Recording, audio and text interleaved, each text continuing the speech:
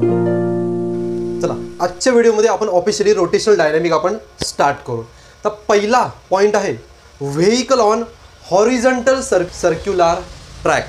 म्हणजे काय, आता ज्या पुढे 3 केस होणार आहेत त्याच्यामध्ये आपल्याला गाडी ड्राईव्ह करायची आहे, कुठलीही गाडी असेल, पण ती गाडी अशी कर्व पाथ म्हणजे अशी टर्नमध्ये जाणार आहे. टर्नमध्ये जाताना आपल्याला वेगवेगळ्या सिच्युएशन भेटणार आहेत. फर्स्ट कंडिशन आहे, समजा गाडी अशी टर्न घेते, टर्न घेताना रोड एकदम फ्लॅट असेल.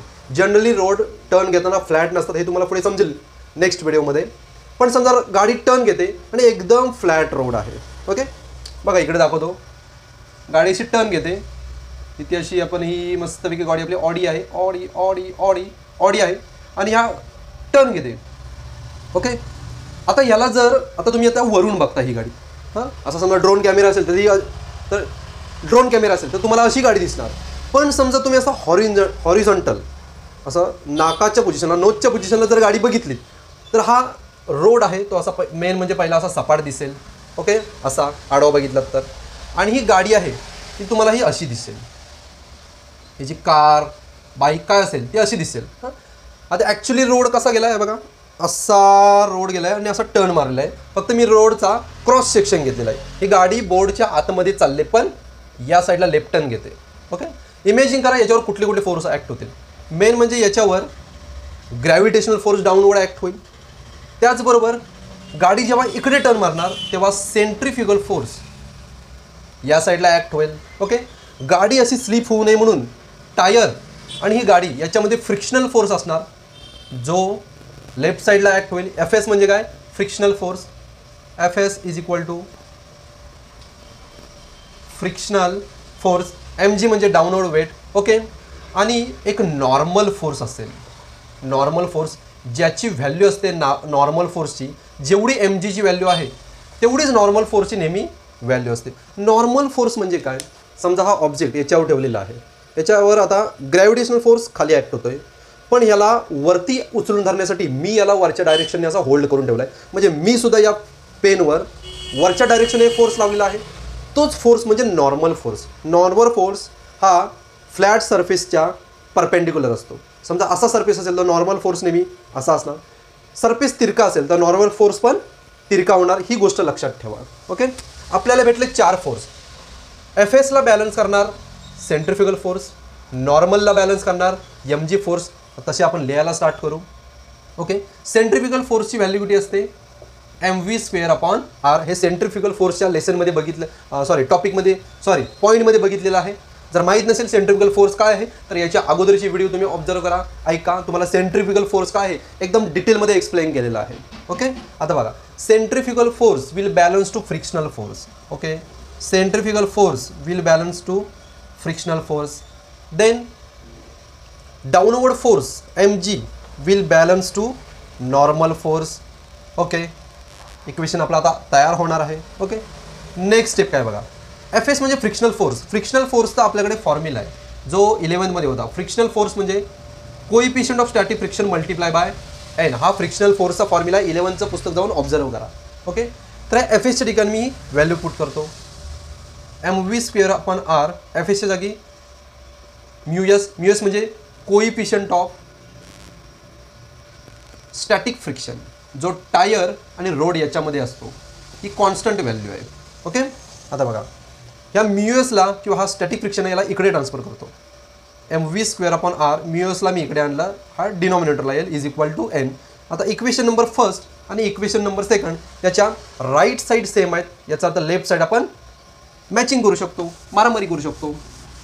बघा इक्वेशन रेडी आहे. ओके, इकडची साईड लिहून घेतो, mv²/r μs is equal to, यांचे उजवे थोबडे एकत्र असतील तर डावे थोबडे पण एकत्र असणार. या साईडला काय हे एकत्र आहे, हे सेम आहे तर हे पण सेम असणार is equal to mg.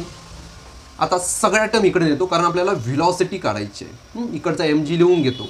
r μs हा वरच्या डायरेक्शनला जाईल, डिवाइडेड बाय m आहे तो खाली येईल. m ला m कॅन्सल झाला.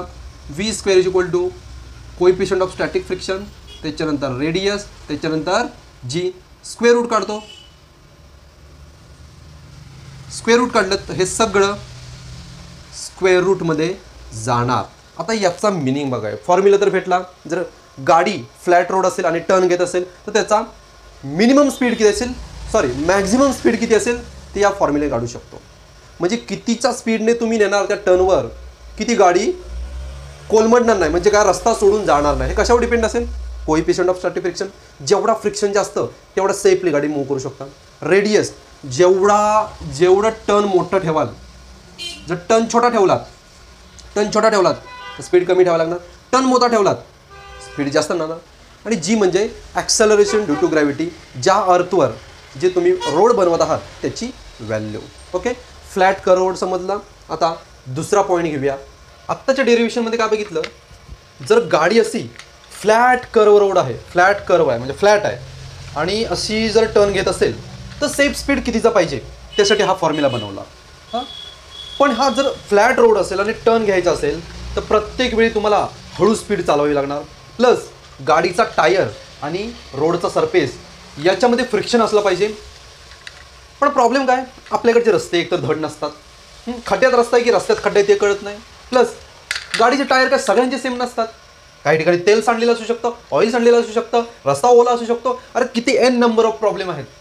मग प्रत्येक वेळी ड्रायव्हर काय म्हणणार, अरे सपाट रस्ता आला, आता जरा हळू टर्न घेऊया.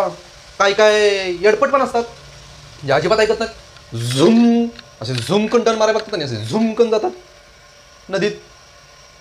मग ह्याला करायचं काय, प्रत्येकाला समजावून सांगू शकत नाही की बाबा तू वळणाच्या रस्त्यावर कर रोडवर जरा हळू घे म्हणून. काही लोकांना रोडवर पण गाडी तिरकी करून चालवायची सवय असते. मग यासाठी इंजिनियर लोकांनी, सायंटिस्ट लोकांनी एक आयडिया काढली. त्यांनी काय केलं माहिती आहे, हा जो फ्लॅट कर्व रोड आहे आणि याच्यावरती असा जे टर्न घेणार आहे त्याच्याऐवजी त्यांनी काय केलं, या रोडला तिरका केला, असा एका सर्टन अँगलमध्ये तिरका केला. आता बघा, आता माझी गाडी इकडे जाणार आहे, मी इकडे टर्न घेतो, असा तिरका केला. त्याच्यामुळे काय झालं, ही गाडी सेफली असा टर्न घेऊ लागली. त्याच्यामुळे तुम्ही जर घाटामध्ये किंवा वळणाच्या रस्त्यावर तुम्ही बघितलं असेल की रोड एका बाजूला खाली असतो आणि रोड एका बाजूला वर असतो, त्यालाच अँगल ऑफ बँकिंग बोलतात. म्हणजे रोड तिरका फक्त टर्नमध्ये, आणि अशी गाडी आली की सेफली टर्न मारून निघून जाणार. तेच आपल्याला आता शिकायचं आहे, अँगल ऑफ बँकिंग. ओके, आणि बँक करण्याची का गरज बसली, कारण because every time we can not trust on road, because road are not safe. Every times we cannot trust on, or we cannot believe on static friction between the road and tire. Therefore, you have to incline the road at a some angle theta with respect to horizontals. Okay, त्याच्यामुळे बघा आता cross section काढतो, road थोडासा असा theta डिग्रीमध्ये वर उचलला, इकडनं असा वर उचलला, एक सर्टन हाईटवर हा रोड खाली राहणार. आता गाडी आमची तिरकी होणार, ऑडी ही ऑडी आहे, ऑडी. ओके, 4 बटाटे काढले, ऑडी. आत्ता याला लागणारे force, gravitational force. Oh my dog, gravitational force तिरका झाला. ग्रॅव्हिटेशनल फोर्स नेहमी व्हर्टिकली डाऊनवर्ड असणार. नॉर्मल फोर्स एन हा नेहमी हॉरिझॉन्टल सरफेसला हा नेहमी परपेंडिक्युलर असतो. mv² अपॉन आर, जो सेंट्रिफ्युगल फोर्स नेहमी बाहेरच्या डायरेक्शनला लागतो. आता इथं फ्रिक्शन नाही आहे. ओके, कारण फ्रिक्शन हा आपण रिमूव्हच केलं, कारण रोड बँक केला, कारण फ्रिक्शनवर डिपेंड राहायचं नाही म्हटलं, फ्रिक्शन येईलच कसा. मग आता काय करायचं, याला बॅलन्स करण्याला इथं कोण नाही, mgला बॅलन्स करण्याला इथं कोण नाही. मग अशा वेळी आपण हा एनचे 2 कॉम्पोनंटमध्ये त्याला रिझॉल्व करायचं.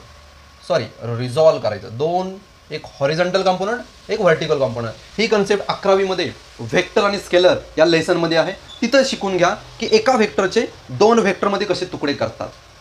जर तुम्हाला माहीत नसेल तर कमेंटमध्ये सांगा, मी तुम्हाला ही व्हेक्टर रिझॉल्युशनची कन्सेप्टसाठी एक नवीन व्हिडिओ बनवतो आणि त्याच्यामध्ये सगळं एक्सप्लेन करून टाकतो. तोपर्यंत इथे बघा, ह्या एनचे एक उभा आणि एक आडवा असे 2 तुकडे केले. हा थीटा असेल तर हा ऑटोमॅटिकली तिकडा होणार, जॉमेट्री बघा. आणि कधीही थीटाच्या बाजूचा हा कॉस थीटावाला वेक्टर असतो, हा एन असेल तर हा एन कॉस थीटा, आणि उरलेला आडवा आहे तो एन साइन थीटा असतो. ओके, आता mgला एन कॉस थीटा भेटला. ओके, आणि mv² एन साइन थीटा. मग इथं लिहितो mv² upon R is equal to N sine theta.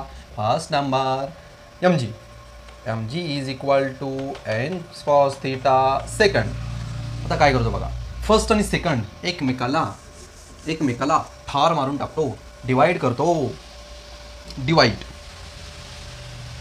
Divide first and second. Okay, first कोण आहे, M V square upon R is equal to N sine theta divided is equal to काढतो divided by M G is equal to N cos theta, N ला N मेला, M ला M मेला, राहिलं काय V square upon R, हा upon आहे आणि हा अपॉनच्या अपॉन आहे तो खालीच राहणार is equal to sine theta पण कॉस थीटा टन टनाटन टन थीटा. ओके, आता आर जीला इकडे टाकतो V square is equal to R G tan theta, therefore V is equal to R G tan theta. याचं स्क्वेअर रूट काढलं V, याचा square root निघत नाही म्हणून याला स्क्वेअर रूटमध्ये ढकललं. आता बघा दोन इक्वेशनमध्ये फरक काय बघा.